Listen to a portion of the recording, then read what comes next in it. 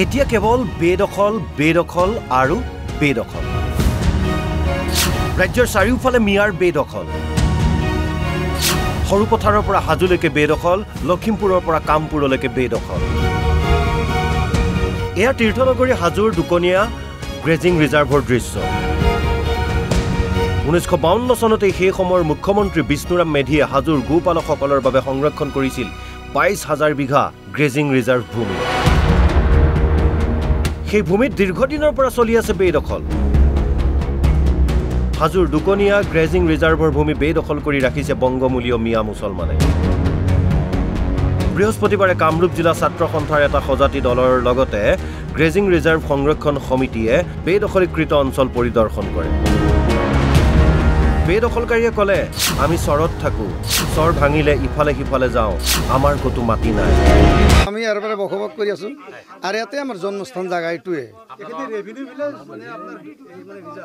reserve নহয় এইটো মাটিৰ কাগজপত্ৰ আছে আগৰ আমাৰ আগৰ ইটা ধৰক এইটো চৰটো বহুত দিন ভাঙছি এইটো চৰৰ পৰা সেইটো চৰত আমি যাওঁ সেইটো চৰৰ পৰা এইটো আহোঁ আমাৰ বেলেগ জাগাত বা পাৰে কথা ঠাই নাই আমাৰ বেলেগত মাটি বাৰী নাই কত নাই আমাৰ পণ্ডিতৰ মোটামুটি 200 মান পৰিয়াল আছে জিলা আসু নেতাই ক'লে দিনে দিনে বাঢ়িছে বেদখলকাৰী পূৰ্বে 3বাৰ উচ্ছেদ হৈছিল কিন্তু আকৌ বেদখল কৰে হাজোৰ বিভিন্ন দল সংগঠনে হওক ছাত্ৰ সন্থা আৰু ৰিজাৰ্ভ কমিটিয়ে সংৰক্ষণ সমিতিয়ে প্ৰতিবাদ কৰাৰ ফলত দুকনীয়া গ্ৰেজিং ৰিজাৰ্ভত বিগত বছৰসমূহত 3বাৰকৈ উচ্ছেদ হৈছিলে কিন্তু উচ্ছেদ হোৱাৰ পিছতো আকৌ সেই মানুহখিনি একে ঠাইতে বসবাস কৰিবলৈ এইটো অতি দুখ আৰু পৰিতাপৰ কথা গতিকে আমি আজি পুনৰবাৰ আসু আৰু দুকনীয়া গ্ৰেজিং ৰিজাৰ্ভ সংৰক্ষণ সমিতিকে এটা প্ৰতিনিধি দলে দুকনীয়া গ্ৰেজিং ৰিজাৰ্ভ আমি পৰিদৰ্শন কৰিছোঁ আৰু বৰ্তমান সময়ত অসমৰ মাননীয় মুখ্যমন্ত্ৰী মহোদয়ে চৰকাৰী ভূমিসমূহ বেদখল উচ্ছেদ কৰাৰ যি এটা পদক্ষেপ গ্ৰহণ কৰিছে আমি তেখেতক ধন্যবাদ জ্ঞাপন কৰিছোঁ তাৰ সমান্তৰালভাৱে কিন্তু দুকনীয়া গ্ৰেজিং ৰিজাৰ্ভ অতি সোনকালে উচ্ছেদ হ'ব লাগে আৰু এয়া কামপুৰৰ কঠীয়াতলীৰ ৰাঙলু গৰাবাৰী ৰিজাৰ্ভত বেদখল এঘৰ দুঘৰকৈ আহি এতিয়া 4 শতাধিক পৰিয়াল হ'ল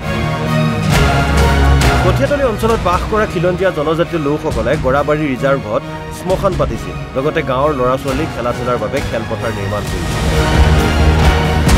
কিন্তু ব্যক্তিগতভাৱে কোনেও মাটি বেদখল কৰা নাছিল পিছে 80ৰ দশকৰ পৰাই মিয়াই আহি বেদখল কৰিলে ৰিজাৰ্ভ দিনে দিনে বাঢ়ি গৈছে বেদখলকাৰী স্থানীয় লোকে স্পষ্টকৈ ক'লে বেদখলকাৰীসকল 100% বাংলাদেশী বেদখলকাৰীৰ বাবে সংকটত পৰিছে এতিয়া খিলঞ্জীয়া এটা আমাৰ নগাঁও জিলাৰ এইটো কি কয় গৰাবাৰী বুলি কয় নগাঁও জিলাৰ গৰাবাৰী ৰাঙলু গৰাবাৰী এইটো নিজ কঠীয়াতলী পঞ্চায়তৰ পৰাই গতিকে এই পঞ্চায়তৰ আণ্ডাৰত যি ৰিজাৰ্ভ বুলি কয় এই ৰিজাৰ্ভত আমি সদায় উঠা বহা কৰোঁ আজি 97, 98ৰ কথা একে ৰাতিতে সেই এটা স্কুল আছিলে সেই স্কুলৰ সন্মুখত গোটেইখিনি মাটি একেবাৰে দখল হৈ গ'ল গতিকে একে ৰাতিতে মানে সেইখিনি দখল হৈ গৈছে আৰু লগতে কিছুমান আবণ্টনীয়া মাটি আছে সেই আবণ্টনীয়া মাটিকেইটা আমাৰ হিন্দু মানুহৰ নামত আৰু যিকেইটা খিলঞ্জীয়া মানুহৰ নামত আছিলে গতিকে চল চাতুৰি কৰি সিহঁতে বুদ্ধি কিবা কৰি মানে টকাৰ প্ৰলোভন দি কৰি সিহঁতে মাটিখিনি দখল কৰি ল'লে এই মানুহবোৰ ক'ৰ পৰা আহিছে আৰু এই মানুহখিনি এতিয়া সম্পূৰ্ণভাৱে এই মানুহখিনি বাংলাদেশী হয় এইটো 100% এইটো তদন্ত হ'ব লাগে আৰু বাংলাদেশী এইকাৰণে কৈছোঁ যে যিসকল পুৰণা মানুহ আছে সিহঁতে বাংলাদেশী যিহেতুকে হয় ইয়াত যিকেইটা মানে পুৰণা মানুহ আছে যিটো আমাৰ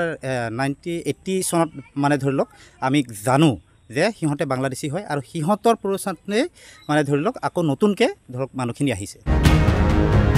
হাজো আৰু কামপুৰৰ খিলঞ্জীয়া লোকসকলৰ মুখ্যমন্ত্ৰীলৈ আহ্বান অতি সোনকালে এইসকল বেদখলকাৰীকো উচ্ছেদ কৰক আৰু সুৰক্ষিত কৰক চৰকাৰী ভূমি